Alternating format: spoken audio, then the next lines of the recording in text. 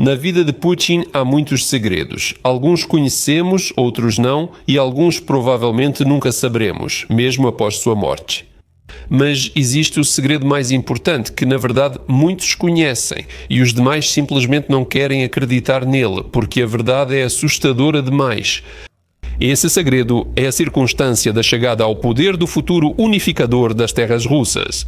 As explosões dos prédios residenciais no outono de 1999 foram o ponto de partida para a ascensão do ex-coronel da KGB ao poder no Kremlin. Por isso, hoje vamos falar sobre a mais grandiosa provocação organizada pelos serviços secretos russos para garantir a chegada ao poder, sem obstáculos, de seu protegido. A análise objetiva e equilibrada desses eventos distantes. Meu nome é Semyon, este é o canal Mega Show Televisão e vamos começar.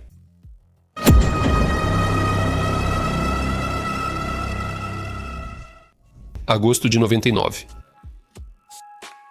Apesar das explosões terem ocorrido em setembro de 1999, é necessário retroceder pelo menos um mês para compreender melhor o contexto.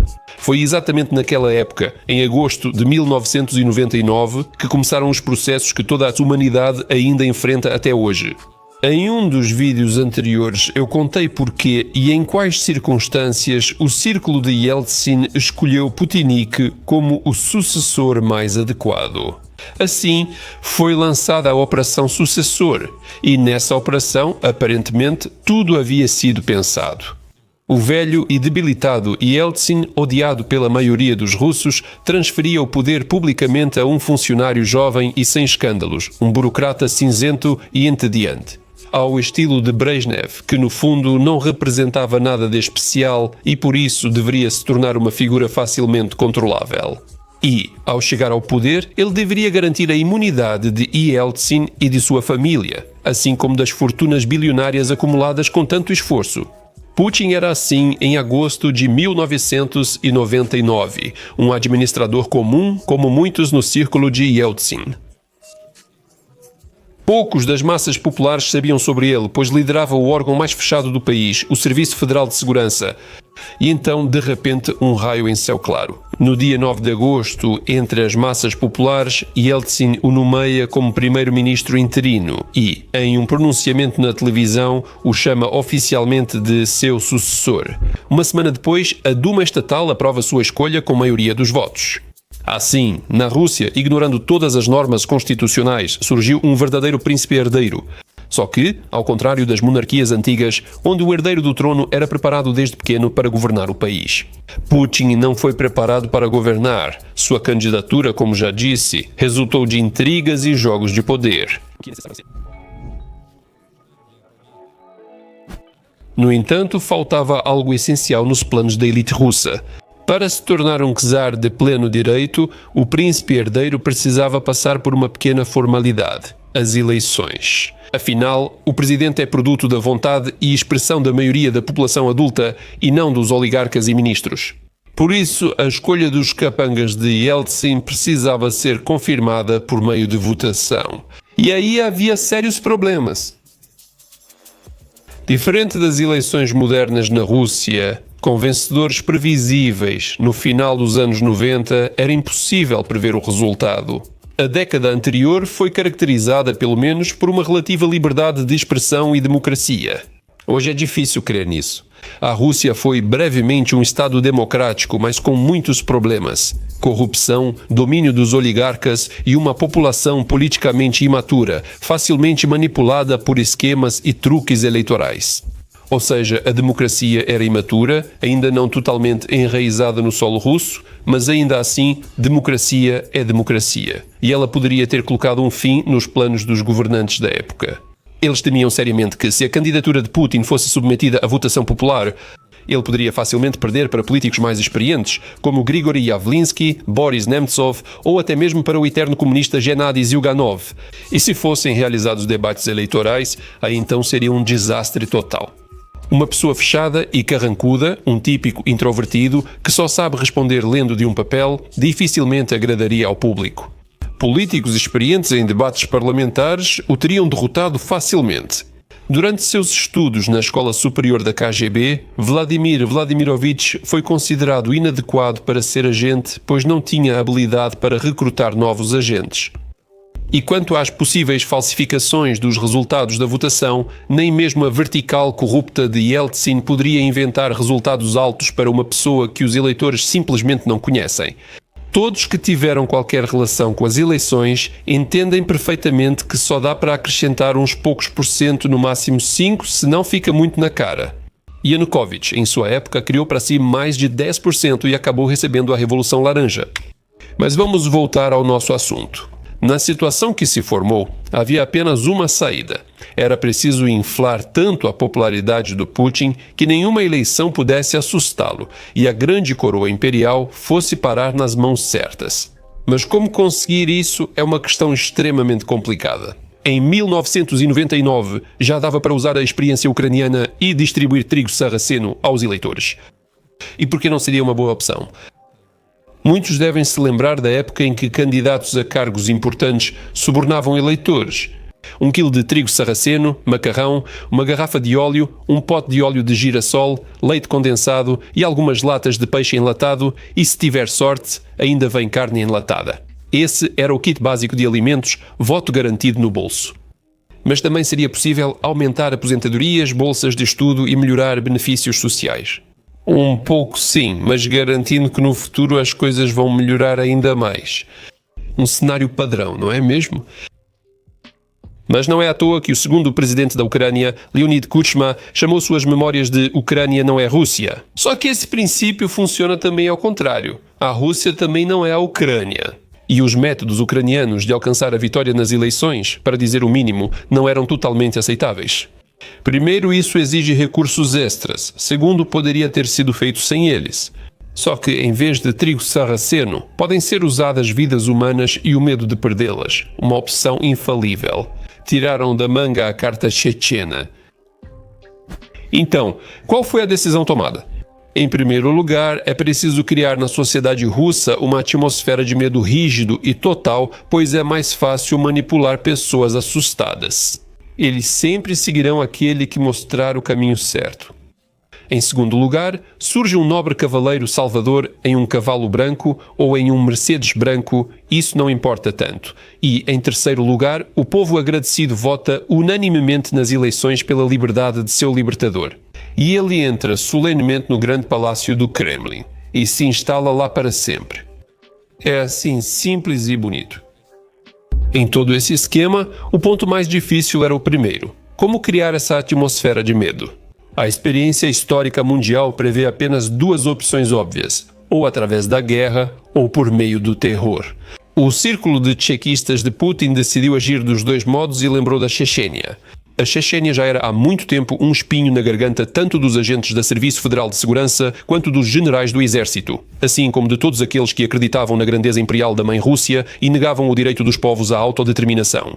Após a Primeira Guerra da Chechênia, a República Chechena da Ichquéria tornou-se de fato independente, mas sua soberania não foi reconhecida por nenhum país. Não vou analisar a história das guerras da Chechênia aqui, pois já tem um vídeo sobre isso no canal.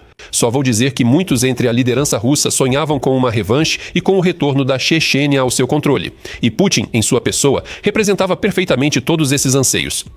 Originário da KGB, diretor do Serviço Federal de Segurança, sonhando com o renascimento da grandeza do Estado russo e com sua restauração como um Império Soviético 2.0, e ainda em todo esse esquema, o Serviço Federal de Segurança desempenhava um papel fundamental. Generais tchequistas, desde a era soviética, sonhavam que um dos seus alcançasse o trono e ampliasse sua influência no Estado. E eles não teriam que dividir o poder com alguns burocratas da família Yeltsin, ou pior ainda, com os odiados oligarcas. Para agentes da Serviço Federal de Segurança na época, o ideal era concentrar todo o poder nas forças de segurança. E, adiantando um pouco, pode-se dizer que Putin não os decepcionou. Já há um quarto de século, a Rússia vem sendo diligente e sistematicamente saqueada por um grupo mafioso de tchequistas que só sabe dividir e tomar, mas é totalmente incapaz de multiplicar ou produzir algo útil, exceto armas.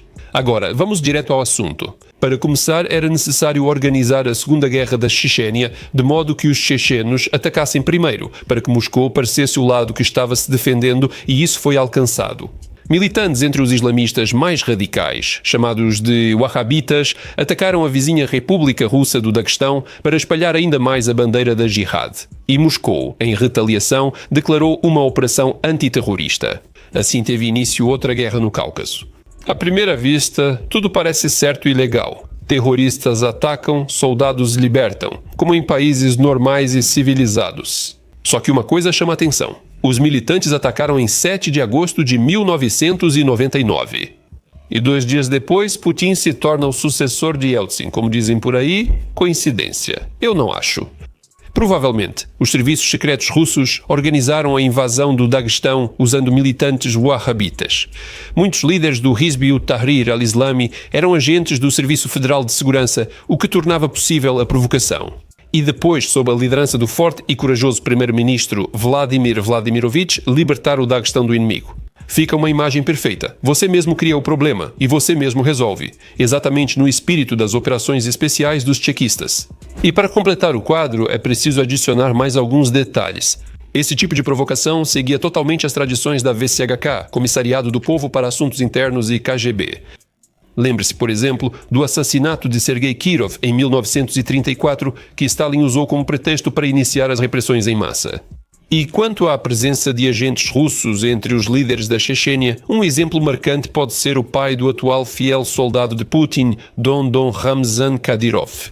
Ahmad Kadyrov, que ocupava o cargo de mufti da Ishkeria, o que no cristianismo ortodoxo corresponderia aproximadamente a um metropolita durante a Primeira Guerra da Chechênia. Ele defendia a luta contra os cães infiéis, como ele chamava os russos naquela época, e o jovem Ramzan se orgulhava de ter matado o primeiro russo aos 16 anos. Mas assim que começou a Segunda Guerra da Chechênia, Kadyrov, o pai, imediatamente mudou de lado para os russos. Surge uma pergunta lógica: como ele conseguiu mudar de lado tão rapidamente? A resposta é simples: ele já tinha contatos antigos com Moscou, trabalhava com o Serviço Federal de Segurança e negociava benefícios para si e seu clã. O melhor lugar ao sol, e não era só ele. Explosões e o que veio depois. No começo de setembro, os wahhabitas foram expulsos do Daguestão e a limpeza terminou em 14 de setembro. Naturalmente, a liderança russa enfrentava uma questão bastante lógica. O que fazer a seguir? Contentar-se com o que foi alcançado ou avançar para a Chechênia? Nesse caso, haveria uma séria escalada da guerra e aumento radical do conflito. Isso também violaria diretamente os acordos de Khasavyurt de 1996, que encerraram a Primeira Guerra da Chechênia. O que mais preocupava Orlando Orlov Putin era a opinião pública. Sim, já houve épocas em que Putin se adaptava à sociedade, e não o contrário. Infelizmente, esses dias gloriosos já ficaram para trás há muito tempo. Não era segredo para ninguém no poder que a esmagadora maioria dos russos era contra uma nova guerra com a Chechênia. Limpar o Daguestão dos islamistas é uma coisa, invadir novamente a própria Chechênia é algo totalmente diferente, extremamente arriscado e sangrento. Entre as massas populares ainda estavam vivos os medos da Primeira Guerra da Chechênia, que já naquela época era extremamente impopular entre os cidadãos comuns. Ninguém esqueceu como jovens de 18 anos despreparados foram enviados ao ataque de Ano Novo a Grozny e como isso terminou. Ninguém queria a repetição desse pesadelo. Por isso, muitas vezes até mesmo na mídia surgia a ideia de que para que precisamos dessa Chechênia rebelde? E, de fato, qual é a vantagem dessa república deficitária cuja área é menor que 1/1000 de toda a área da Rússia? Por que esses sacrifícios eram necessários? Qual o sentido? Legendas? Em resumo, em circunstâncias normais, a maioria da população da Rússia seria contra uma nova guerra. E então perdoar o trono para o futuro Vladimir Tavrichesky. Mas os chequistas já estavam preparados para esse desdobramento. Eles só precisavam criar uma atmosfera de medo e ódio contra a Chechênia e todo o povo checheno, para que os cidadãos da Rússia quisessem lutar por conta própria contra os malditos terroristas, e para isso o terror foi liberado de forma geral. É importante destacar que os serviços secretos soviéticos já usavam provocações para aumentar o ódio ao inimigo desde o final dos anos 1940 e início dos 1950, como fizeram contra o exército insurgente ucraniano e os Irmãos da Floresta. Nos países bálticos, agentes da KGB se disfarçavam com uniformes inimigos, atacavam civis, incendiavam, matavam, roubavam e estupravam. Depois, a propaganda dizia que esses bandeiristas ou nacionalistas lituanos eram monstros. E funcionava, infelizmente. O FSS não teve ganhos. Uma onda inédita de atentados terroristas assolou o país, causando muitas vítimas. Em 4 de setembro, um prédio residencial foi explodido em Buynaksk. No dia 9 de setembro, houve uma explosão em um prédio residencial na rua Gurianova, em Moscou. No dia 13 de setembro, outra explosão em um edifício de vários andares na capital, na rodovia Kashirskoye. E no dia 16 de setembro, um prédio foi explodido, mas desta vez em Volgodonsk. Em 2 semanas, o total de vítimas chegou a 307. Nunca houve algo assim na história da Rússia. E foi aí que ficou realmente assustador. O país entrou em pânico, alimentado por relatos das atrocidades dos militantes chechenos. A economia ficou literalmente paralisada por inspeções intermináveis de transportes e residências. Muitos tinham medo de ir dormir, receando que sua casa fosse a próxima. Com uma população assim, era possível moldar qualquer coisa desejada. Falando sobre a pista chechena, as autoridades não apresentaram nenhuma prova convincente de que esses atentados foram cometidos especificamente por chechenos. Absolutamente nenhuma. Apenas referências a alguns dados confidenciais e informações sigilosas.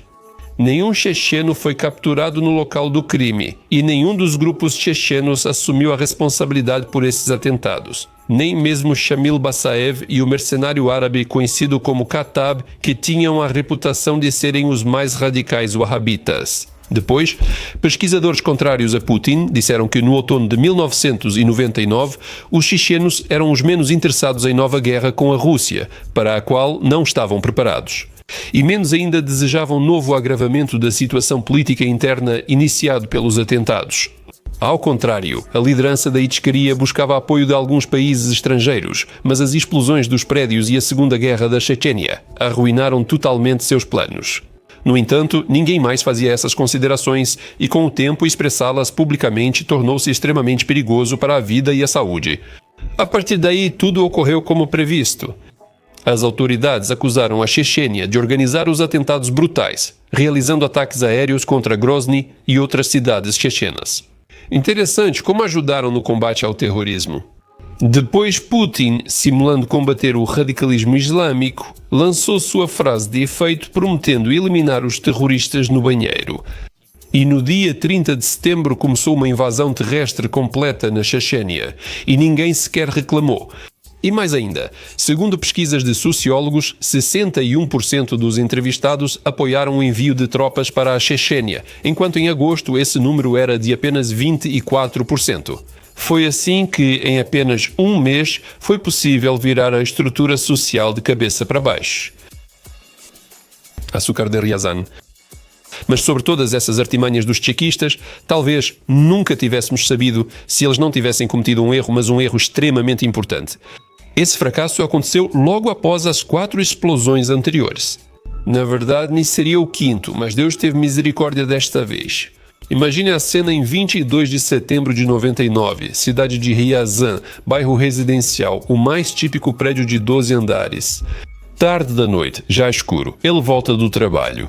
Um simples motorista, Alexei Kartofelnikov, e perto da sua entrada 3 tipos suspeitos, de aparência eslava, não caucasiana. De aparência, eles descarregam de um Jiguli uns sacos pesadíssimos e os levam para o porão. As placas cobertas do carro chamaram a atenção imediata dele. Além disso, todos tiveram prejuízo. Naquela época, avisavam para prestar atenção especial às pessoas que demonstravam interesse por porões e semiporões. Por isso, ao subir para casa, Kartofelnikov chamou a polícia. Mas como sempre acontece no interior da Rússia, os valorosos policiais chegaram com 40 minutos de atraso. É claro que, nesse tempo, as pessoas suspeitas já tinham fugido para a casa da Ásia. Os policiais que desceram ao porão ficaram um pouco assustados. Perto da parede de sustentação havia 3 sacos enormes, cada um pesando uns 60 quilos. O saco de cima estava aberto. Dentro havia uma substância branca e o detector de gás indicou que era exogênio, um explosivo muito potente.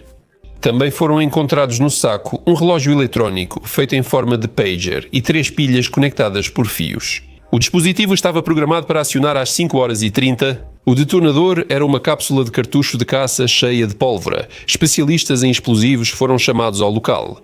Os moradores do prédio, que basicamente ganharam uma segunda vida, foram evacuados com urgência. E em toda a Rússia foi anunciado urgentemente que um novo atentado terrorista havia sido evitado em Ryazan.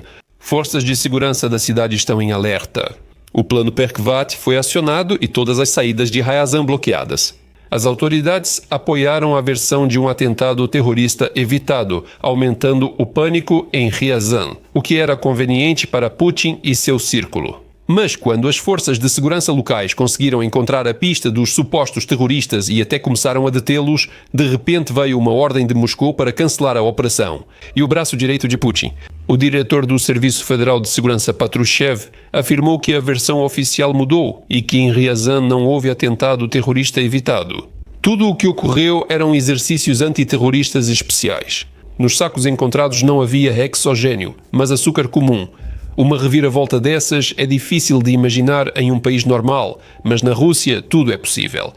Aliás, um fato curioso, o atento morador de Ryazan, Kartofelnikov, percebeu o açúcar sendo colocado e fez um retrato falado dos 3 suspeitos do atentado, quase levando à captura deles.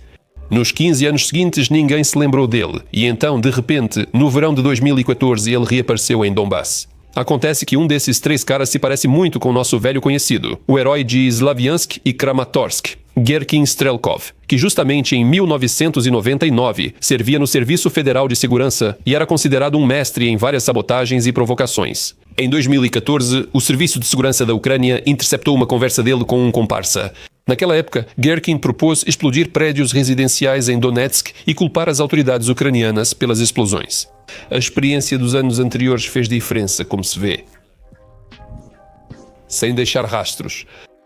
Claro, a história sobre o açúcar de Ryazan levantou uma enorme quantidade de perguntas, e isso não é nada surpreendente, já que a nova versão oficial era cheia de erros e contradições.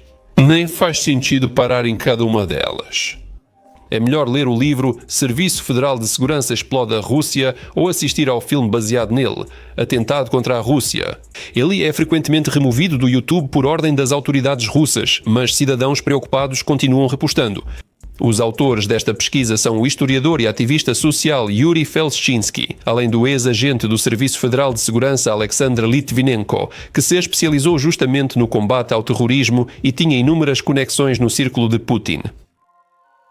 Eles apresentam vários fatos que confirmam que os acontecimentos em Ryazan não foram exercícios.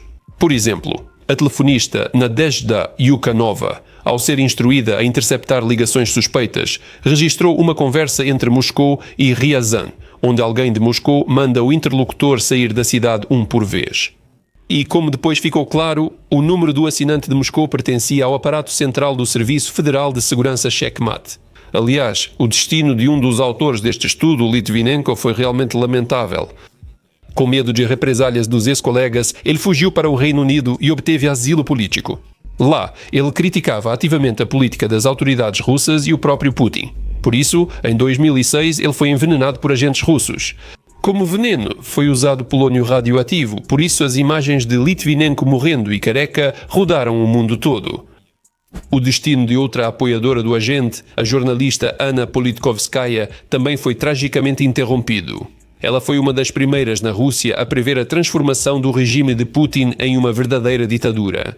Ela criticava o endurecimento das leis, a perseguição à imprensa e à televisão livres, além da política na Chechênia ocupada e toda aquela barbárie medieval instaurada pelo clã Kadyrov. E, como resultado, em 7 de outubro de 2006, no aniversário de Putin, seus capangas teriam dado um presente ao chefe. Atiraram naquela jornalista incômoda no elevador do próprio prédio dela e não só isso. Eles criticavam a versão oficial sobre as explosões dos prédios residenciais. Um dos oligarcas da época, Vladimir Guzinski, dono do NTV, diferentemente de outros bilionários, não apoiou a candidatura de Putin. 2 dias antes da votação, em 24 de março, organizou uma análise grandiosa dos acontecimentos em seu canal. Talk show investigativo, investigação independente, episódio Açúcar de Ryazan, treinamento dos serviços secretos ou explosão frustrada. Esse programa se tornou um dos mais comentados e polêmicos da televisão russa daquela época. No mesmo estúdio, estavam reunidos os moradores daquele prédio em Ryazan e vários funcionários de alto escalão do Serviço Federal de Segurança. Durante uma discussão aberta, eles tiveram que se justificar publicamente e defender sua polêmica versão dos exercícios diante dos cidadãos. No final das contas, os agentes de segurança não só não convenceram os moradores do prédio, como também despertaram ainda mais dúvidas neles. É verdade que pediram desculpas aos moradores de Ryazan várias vezes, inclusive o Patrushev. Mas nenhuma compensação foi paga no final, o processo criminal foi encerrado e ninguém mais viu os sacos com o chamado açúcar na Rússia moderna. Na era das TVs que manipulam, um programa desse soa como ficção científica. Após 25 anos já é difícil imaginar tal liberdade de expressão, reunião e debates no país. As autoridades atuais e o Serviço Federal de Segurança, principalmente, não mantêm contato com a população há muito tempo e não acham necessário prestar contas por suas próprias ações, mesmo que pareçam um completo arbítrio ou até crimes horríveis. Deus salve o czar, o herdeiro dourado do trono russo. Tudo estava se desenrolando da melhor maneira possível. Em agosto de 99, sua aprovação, segundo o Centro Russo de Pesquisa de Opinião Pública, era de 31%. Esse índice está relacionado, por um lado, ao fato de que, até a nomeação de Putin como primeiro-ministro, quase ninguém sabia nada sobre ele. Funcionou o fator do rosto novo quando, entre a equipe envelhecida de Yeltsin, surge um sucessor aparentemente insignificante. Mas já em setembro, a popularidade de Putin saltou para 53%. E por quê? Porque o Daguestão foi limpo dos militantes e o sucessor atribuiu todos os méritos a si mesmo. Em outubro, o apoio era de 65%, em novembro, 80% e em dezembro, 79%. Índices inéditos na Rússia da época. E isso já é uma consequência direta das tais explosões tão faladas. Ocorreu o efeito de união em torno da bandeira, consolidando o líder. Em condições de guerra, ocorreu um fenômeno que os sociólogos chamam de fenômeno da fortaleza sitiada. Como se dissesse, cercados de inimigos, precisamos nos unir e o líder sábio nos salvará. E repare, um crescimento tão colossal da popularidade em um período tão curto seria absolutamente irreal em circunstâncias normais. Como diziam os antigos romanos, quer saber quem fez isso? Veja a quem isso beneficia. Ainda não se inventou sabedoria melhor? Em janeiro dos anos 2000, a popularidade de Putin atingiu 84%, caindo para 75% em fevereiro e 70% em março. Ao que tudo indica, foi o efeito da guerra prolongada na Chechênia, embora em 6 de fevereiro as tropas russas finalmente tenham conseguido tomar Grozny. A mídia retratou esse sucesso como a maior vitória das armas russas desde Stalingrado, embora, na verdade, não houvesse motivo para comemorar. Durante as duas guerras chechenas, a capital da Ichkeria não reconhecida trocou de controle 3 vezes. Por isso, após essa vitoriosa campanha de Putin, Grozny já pouco se diferenciava de Hiroshima. Em agosto de 45, a cidade precisou ser reconstruída do zero. Uma aprovação de 70% já bastava para calar qualquer adversário. Naquela época, todos entendiam que não havia alternativa real a Putin, e quando ele recusou participar dos debates eleitorais, a classe política russa aceitou isso como natural. Aliás, em todas as eleições seguintes, a situação foi semelhante. Putin nunca participou de nenhum debate ou de outras formas de diálogo que implicassem concorrência livre. Em vez disso, ele usou eventos previamente roteirizados, linhas diretas, grandes coletivas de imprensa, encontros encenados com o público. E realmente, para que servem esses debates? Isso não é coisa de czar, deixa esses boiardos brigarem entre si e tentarem provar alguma coisa. O autocrata está sempre acima de toda essa sujeira. E enfim, as eleições, 52% no primeiro turno. Ninguém reagiu, tudo como esperado. A Operação Herdeiro foi bem sucedida e em 7 de maio ocorreu a coroação solene. Assumiu o trono quem, 20 anos depois, seria chamado de vovô do bunker. E na Ucrânia vocês sabem como é. Tiramos conclusões. Assim, os atos terroristas de setembro de 99 são o maior segredo de Putin, porque colocam em dúvida sua legitimidade. Foi justamente graças ao sangue humano que ele conseguiu alcançar o topo do poder sem muita concorrência. As explosões de prédios residenciais justificaram o início da Segunda Guerra da Chechênia. E ela, por sua vez, ajudou a criar a imagem de um líder forte e bem-sucedido, garantidor da estabilidade e guardião do grande império de tradições trágicas. E essa imagem, uma imagem absolutamente falsa, ele continua explorando até os dias de hoje. Dá até vontade de dizer, no final das contas, que seria melhor se Putin distribuísse trigo sarraceno. Mas não, vamos dizer assim, seria melhor se não existisse o próprio Putin. E essa é a verdadeira verdade. Por fim, quando acontecerem ataques terroristas na Federação Russa, imediatamente será ativado o modo Levanta-te, ó grande país, com Putin ou seu sucessor. Lembre-se do vídeo